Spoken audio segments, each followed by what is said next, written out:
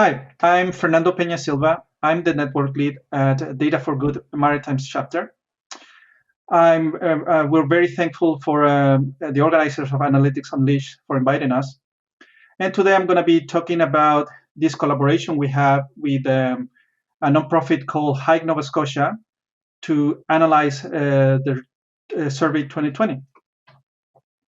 Data for Good is a collective of do-gooders who want to use their powers for good and not evil, to help make our communities better through data. We help other non-for-profit and non-governmental organizations harness the power of the data to make more informed and better decisions in their quest to make their communities flourish. Hike Nova Scotia is a non-profit organization that encourages and promotes a growing hiking culture in Nova Scotia. The organization strives to be the voice for those who hike, walk, and snowshoe. With every step, Hike Nova Scotia is building a community of outdoor adventure enthusiasts.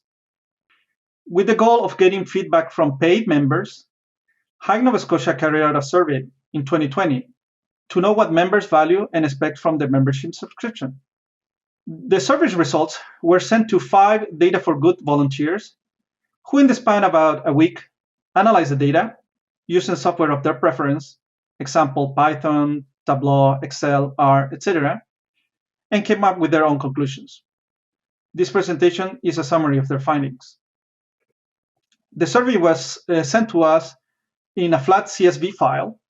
One entry per respondent, or row per respondent, left with a timestamp. This table was mostly complete with very few blanks. Most questions require a yes or no answer, some others multiple choice, and very few open-ended questions.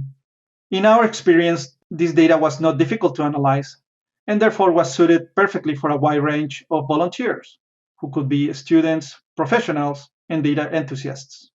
Once the objectives were set in agreement with the client, and level of difficulty was assessed, we came up with a timeline of about a week from the moment we give this data set to the volunteers, and we agreed for a number of between 5 and 7 volunteers. The call for volunteer was posted across Data for Good social media channels, such as Slack, email lists, and LinkedIn. As an example of the survey and our volunteers' work, here's an example number 1, what we call Descriptive Analysis, which is basically highlights the entire survey in terms of, how many surveys were sent, how many of those surveys were sent back with responses, etc., etc. One of the volunteers were presented this chart that you see there. Our client just caught the attention of this chart and saw how important it is to send an email reminder. This chart, basically, you see the responder count as a function of date of submission. So the moment that you send that reminder, you're going to get more responses. So it was good for right on the first few slides of this presenter, just to get our client smiling. And my guess is that our volunteer used Python for this analysis. Another example for additional services and activities the members would like. This was an open-ended question, which for analysts, this tend to give us a lot of headaches. Sometimes a lot of people would not respond, would not add any comments on these open-ended questions. Some others, they will write along, maybe an essay. Some others, they will come up with a very short response. So how do you make something out of it? How can you group the questions?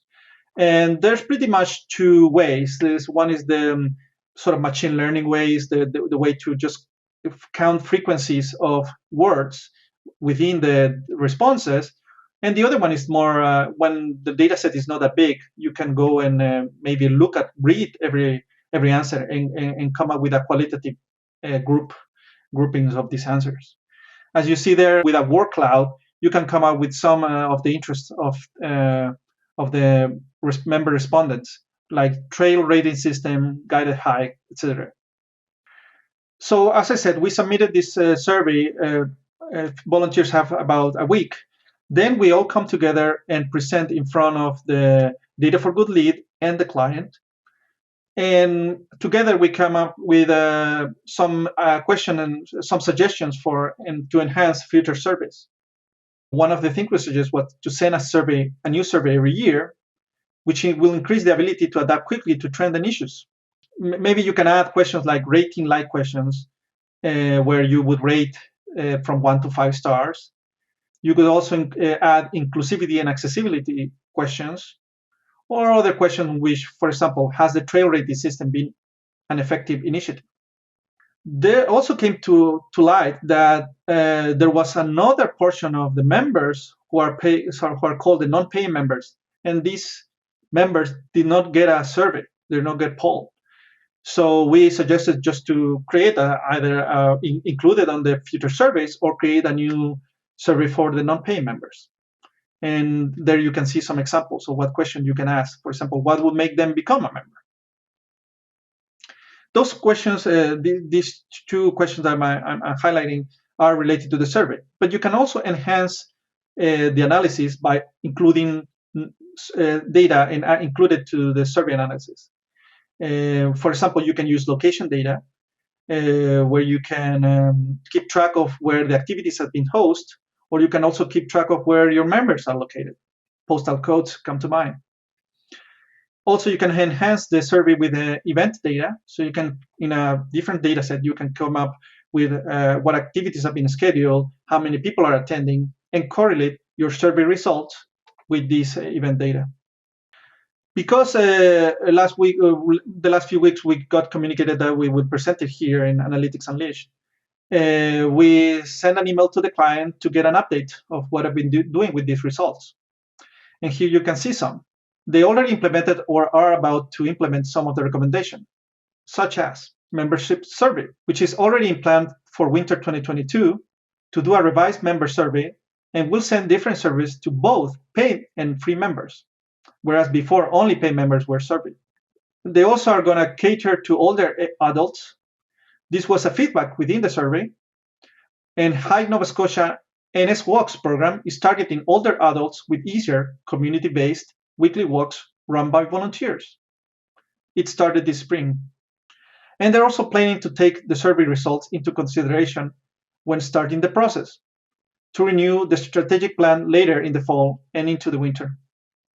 Internally, we in Data for Good, we also have some lessons learned. We noticed that we've carried different projects with different nonprofits, and it came to the idea of one of our lead volunteers to maybe come up with a standardized checklist so we can keep track of the entire project. This project checklist will also benefit in new volunteers who may not have that experience. The format is inspiring typical project management checklists found across several industries, so it's nothing extraordinary. But we asked our volunteers to try to stick with it to the max. The whole experience of collaboration between Data for Good and Hike Nova Scotia was enduring and successful. In our experience, there are lots of nonprofits out there that need help in terms of data acquisition, data management, and analytics. Especially this pandemic has presented tremendous challenges for nonprofits, but also opportunities. The fact that there is an increasing population working from home, combined with the social distancing restrictions, have increased the number of people willing to volunteer their time remotely. Regarding data analytics, there's a numerous community out there of people willing to share a helping hand. People with the right skills, such as students, professionals, and data enthusiasts, who, when combined with the access to a diverse set of tools, which many are open source, can bring value to nonprofits' needs. Again, thanks to Analytics Unleashed for inviting us, and thanks to our volunteers. Thank you very much.